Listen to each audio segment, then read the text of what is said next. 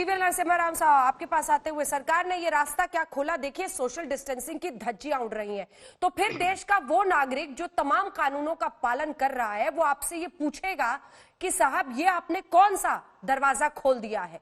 आखिर उसकी जो तपस्या थी 40 दिनों की, वो बेकार जा रही है शराब की दुकानों की वजह से। क्या देखे वो, क्या समझे, कौन जिम्मेदार है? अंजना जी, सबसे पहले आपको और सभी आज तक के दर्शकों को मेरे तरफ से नमस्कार। देखिए, लॉकडाउन के समय जो भी नियम बनाए जा रहे हैं, उन सारे नियमों का पालन करना पड़ेगा। केवल यहाँ नहीं, जब हमने लॉकडाउन की घोषणा किया है, हमने देखा है सड़कों पर कैसे घूम रहे थे पहले 2 दिन। कोलकाता में देखा, हैदराबाद में देखा, मुंबई में देखा, दिल्ली में देखा, वो सारे तस्वीर देखे। बट उसके बाद 1-2 दिन के बाद वो पूरे सारा जो नियमों का पालन होने लगा। कल जो चित्र हमने देखा है बहुत ही चिंताजनक है। आज भी वो चिंताजनक है। यदि उसमें सोशल डिस्टेंस नहीं कंट्रोल नहीं कर पाएंगे, बंद करना ही पड़ेगा जो भी, क्योंकि राज्य सरकारों के दबाव के कारण, क्योंकि उनके पास वास्तव स्थिति है, वो उनके पास रिसोर्सेस ना होने के कारण, तो उन्होंने कई राज्य सरकारों ने, उनके पास जिन राज्य सरकार को खोलने की मंशा नहीं है, वो पूरी तरह स्वतंत्र है।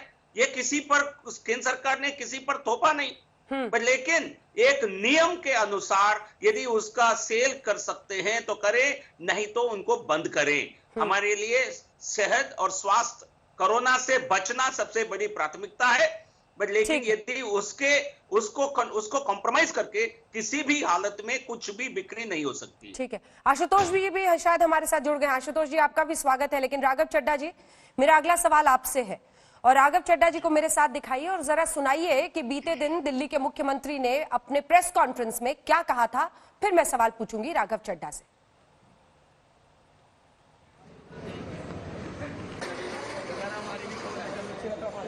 दुकान बंद नहीं हो रही, कोई ऐसा थोड़ी है कि बस 1 घंटे के अंदर कोई दुकान खुल रही है। दुकानें तो खुली हुई हैं, कल भी खुलेगी, परसों भी खुलेगी।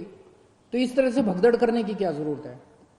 लेकिन अगर कहीं पे अब हमें पता चला कि सोशल डिस्टेंसिंग फॉलो नहीं हो रही, कहीं पे ठीक चीजें नहीं चल रही, तो फिर हमें उस एरिया को सील करना पड़ेगा। फिर जो हमने रियायतें दी हैं वो रियायतें हमें वापस लेनी पड़ेगी। मेरे पास कोई चारा नहीं बचेगा। मुझे बाकी दिल्ली के, सभी दिल्ली के लोगों की, आपकी सेहत के लिए, दिल्ली के लोगों की सेहत के लिए कड़े कदम उठाने पड़े, हम कड़े कदम उठाएंगे।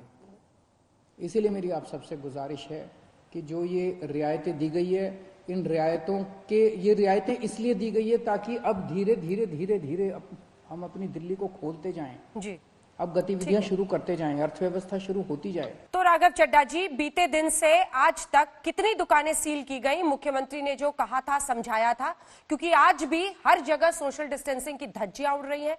पहाड़गंज से लेकर मयूर विहार, जहां पर लाठीचार्ज की नौबत आई, तस्वीरें सामने है, लेकिन जनता उसी तरह से सोशल डिस्टेंसिंग की धज्जियां उड़ा रही है। क्या आपके पास कोई डेटा है कि आपने क्या एक्शन लिया, कौन सी दुकानें, कौन सा एरिया सील कराया?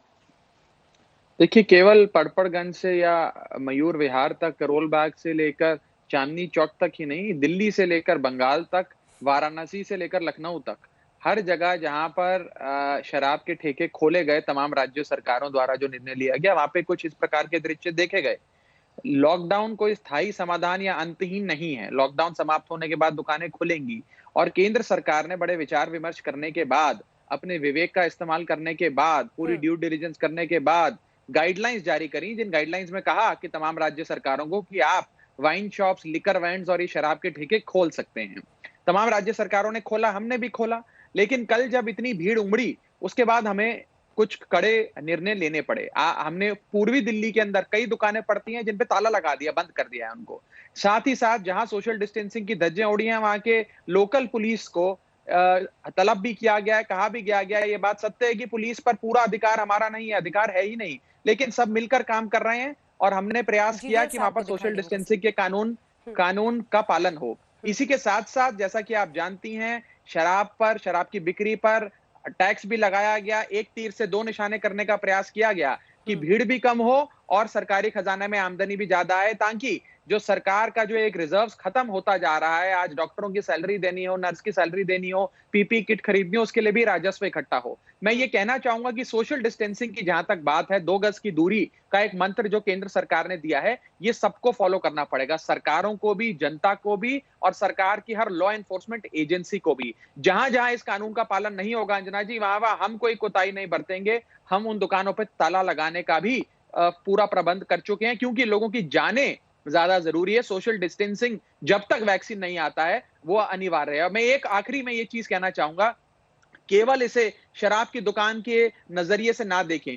किताब बेचने की दुकान भी दिल्ली में खुली है, कपड़ा बेचने की दुकान भी खुली है, किराने की दुकान भी खुली है, राशन की दुकान भी खुली है। कहीं पर भी अगर इस प्रकार के सीन्स देखे जाते हैं, इस प्रकार से भीड़ भड़क्का जमावड़ा होता है, तो पुलिस भी हरकत में आएगी। पुलिस की प्रिंसिपल जिम्मेदारी है, और साथ ही साथ यदि संभाला नहीं जाएगा तो दुकान पर ताला लगाने का काम भी आम आदमी पार्टी की सरकार दिल्ली में करेगी। हम दिल्ली वालों ने मिलकर लॉकडाउन को बहुत मजबूती से पालन किया है। हमने ऑड इवन का पालन किया, हमने डेंगू से लड़ाई लड़ी, और इस बार बीते 42 दिनों के लॉकडाउन का भी बेहतरीन प्रदर्शन दिल्ली वालों ने करके दिखाया है। इस तपस्या को भंग नहीं होने देंगे, इसके फल को विफल नहीं होने देंगे। ठीक है।